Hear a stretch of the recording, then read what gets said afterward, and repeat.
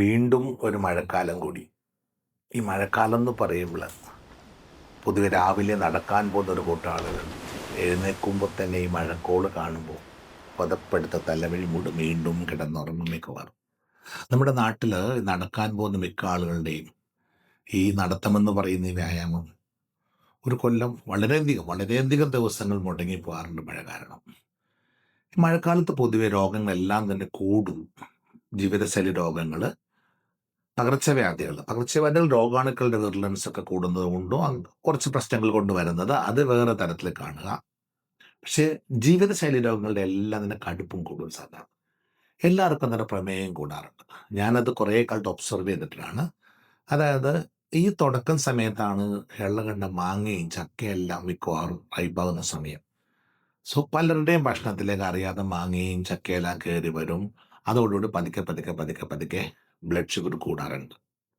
സംഭവം ഫ്രൂട്ട്സാണ്. ഫ്രൂട്ട്സിനകത്ത് ഫ്രക്ടോസൊക്കെ ആണെങ്കിലും അതും തിരിച്ച് എനർജി ചെയിനിൽ തന്നെ കയറും. അധികമായാൽ അമൃതം വിഷം എന്ന് പറയുന്ന പോലെ ഒരു പരിധി കൂടുതലൊക്കെ കഴിക്കുമ്പോഴാണ് പ്രശ്നങ്ങളൊക്കെ വരുന്നത്. അത് ചെറിയ തോതിൽ കഴിച്ചാലൊന്നും കുഴപ്പമില്ല. രണ്ടാമത് ആകെ നടത്തമായിരിക്കും ഒരു വ്യായാമമുണ്ട്, അത് മുടങ്ങിപ്പോവും. പിന്നെ നിങ്ങൾ ശ്രദ്ധിച്ചിട്ടുണ്ടാവും, തണുപ്പ് വരുമ്പോൾ, മഴക്കാലം വരുമ്പോൾ അറിയാതെ നമ്മുടെ വിശപ്പ് കൂടാൻ തുടങ്ങും. റൈറ്റ്? അത് എന്തുകൊണ്ടാണെന്ന് ചോദിച്ചിട്ടുണ്ടെങ്കിൽ ആക്ടിവിറ്റീസ് എല്ലാം കുറയുമ്പോൾ ഞാൻ വളരെയധികം ശ്രദ്ധിച്ചിട്ടുള്ള കാര്യം, കൃത്യമായിട്ട് വ്യായാമം ചെയ്യുമ്പോൾ വിശപ്പ് കുറഞ്ഞു വരും. എപ്പോഴെല്ലാം വ്യായാമം കുറഞ്ഞ് യാത്രകൾ പോകുന്നു വിശപ്പ് കൂടും, ഭക്ഷണം കൂടുന്നല്ല. ഇങ്ങനെയാണ് സാധാരണ സംഭവിക്കാറുള്ളത്. മാത്രമല്ല തണുപ്പ് കാലത്ത് അറിയാതെ അല്പം അസിഡിറ്റിയുടെ പ്രോബ്ലം, വിശപ്പ് കൂടുതൽ ആരും കാണിക്കാറുണ്ട്. എനിക്കും ഫീൽ ചെയ്യാറുള്ളതാണ് ഇതിങ്ങനെ. അടുത്തൊരു കുഴപ്പം, നമ്മൾ വ്യായാമം ചെയ്യും, സാധാരണ ചെയ്യുന്നത്രയും വ്യായാമം ചെയ്താൽ ചൂട് കാലത്ത് നമ്മൾ വിയർക്കുന്നത് പോലെയോ ശരീരം ചൂടാകില്ല അധികം. സോ നമ്മൾ വ്യായാമം ചെയ്യുമെങ്കിൽ ശരിക്കും ബോഡി ഹീറ്റ് ആകുന്നില്ല. കുറച്ചുകൂടെ ഒരു ഒരു ഒരു എന്താ പറയുക, നമ്മൾ ചെയ്യുമെങ്കിലും അത്രത്തോളം ബ്ലഡ് ഫ്ലോ ഒന്നും കൂടാതെ, ശരീരത്തിലെ ബ്ലഡ് ഫ്ലോ എല്ലായിടത്തും കൂടുതലായിരിക്കണം എക്സസൈസിന്റെ മെയിൻ ഉദ്ദേശം. സോ അത്രത്തോളം ബ്ലഡ് ഫ്ലോ കൂടുന്നില്ല എന്ന് നമുക്ക് മനസ്സിലാവും. എന്നുവെച്ചാൽ നമ്മൾ വേനൽക്കാലത്ത് വേർക്കുന്നതിൻ്റെ പകുതി പോലും വേർക്കില്ല, മഴക്കാലത്ത് ചിലപ്പോൾ വേർക്കുകയില്ല.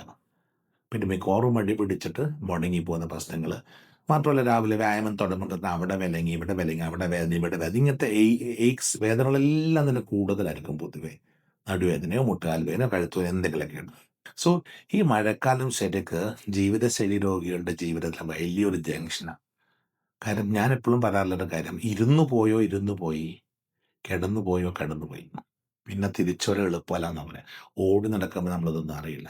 സോ ഈ മഴക്കാലം വരുമ്പോഴാണ് ശരിക്കും നമ്മൾ ഒന്ന് കെയർഫുൾ ആകേണ്ടത്. സോ നടത്തം മുടങ്ങിപ്പോയാൽ പകരം എന്തു ചെയ്യണം? നിങ്ങൾക്ക് നിങ്ങളുടെ വീടിനകത്തിരുന്ന് ചെയ്യുന്ന എല്ലാ മസിൽസ് ഉൾക്കൊള്ളിച്ചുകൊണ്ടുള്ള വളരെ സിമ്പിളായിട്ടുള്ള, ഞാൻ എൻ്റെ പേഷ്യൻസിനെ കൊണ്ട് ചെയ്യിക്കുന്ന ഒരു 10 മിനിറ്റ്, ആ 10 വ്യായാമങ്ങളുടെ ഒരു പാക്കേജ് ഉണ്ട്. അതൊരു 10-15 മിനിറ്റ് ചെയ്യുമ്പോഴേക്കും നിങ്ങൾ 2 മണിക്കൂർ നടന്ന എഫക്റ്റ് ശരീരത്തിൽ കിട്ടും. അതുകൊണ്ട് കുറച്ച് ബെൻസൺ ടേൺസും സ്ട്രെച്ചുകൾ ചെയ്ത് യോഗയുടെ കുറച്ച് ചെയ്തിട്ടുണ്ടെങ്കിൽ കുനിയാനും മറിയാനും നിവരാനും തിരിയാനുള്ള ശരീരത്തിന് വഴക്കം തിരിച്ചു കിട്ടും. അത് റെഗുലർ ചെയ്താൽ ഈ ശരീരവേദന, ക്ഷീണം, ബുദ്ധിമുട്ട് ഒന്നും ഉണ്ടാവില്ല. റൈറ്റ്? ഒരു കുറച്ച് പ്ലാനിങ്ങോടുകൂടി ചെയ്താൽ അത് രാവിലെ ഒരു 10 മിനിറ്റ്, വൈകുന്നേരം ഒരു 10 മിനിറ്റ്, 2 നേരം പല്ല് തേക്കുന്നത് പോലെ, അല്ല 2 നേരം കുളിക്കുന്ന പോലെ, ആ എഫക്റ്റ് ഒരു നേരം 1 മണിക്കൂർ കുളിച്ചാൽ കിട്ടുമോ? രാവിലെ അരമണിക്കൂർ പല്ല് തേക്കുന്ന എഫക്റ്റ്, അല്ല എഫക്റ്റ് 2 നേരം പല്ല് തേക്കുന്ന 1 മിനിറ്റ് വീതം തേക്കുന്ന എഫക്റ്റ് അരമണിക്കൂർ തേച്ചാൽ കിട്ടുമോ? സോ ഇതൊന്ന് മനസ്സിലാക്കിയിട്ട് വീട്ടിലിരുന്ന് ചെയ്യാവുന്ന സിമ്പിൾ എക്സസൈസിൽ പ്ലാൻ ചെയ്ത് അത് ത്രൂ ഔട്ട് ലൈഫ് ഒരു ദിവസം പോലും മുടങ്ങാതെ നിങ്ങൾക്ക് ചെയ്യാൻ പറ്റും. സോ മഴക്കാലത്തെ രോഗങ്ങൾ കൂടാതെ, കോംപ്ലിക്കേഷൻസിലേക്കൊന്നും പോകാതെ, അനാവശ്യ രോഗങ്ങളും ഭീതിയും കൂടാതെ, ഭക്ഷണമൊക്കെ ആസ്വദിച്ച് വീട്ടിലിരുന്ന് ആവശ്യത്തിന് വ്യായാമങ്ങളും ചെയ്ത് മഴയൊന്നും കൊള്ളാതെ സ്വസ്ഥമായിട്ടിരുന്ന് ആസ്വദിച്ച് കുറച്ച് വ്യായാമങ്ങൾ ചെയ്യുക. ജീവിതം അധികം കാലവും നമുക്ക് ആർക്കും ബാക്കിയില്ല. ഓരോ ദിവസവും ആസ്വദിക്കണം. ലൈഫ് ആചരിച്ച് തീർക്കുന്നത്, അത് ആഘോഷിച്ച് തീർക്കാനുള്ളതാണ്. ഒരു വിട്ടുവീഴ്ചയില്ല. ക്വാളിറ്റിയുള്ള അടിപൊളി നല്ല ഭക്ഷണം കഴിക്കുക, അതിനനുസരിച്ച് പ്ലാൻഡ് ആയിട്ട് കുറച്ച് വ്യായാമം ചെയ്യാം. Enjoy life.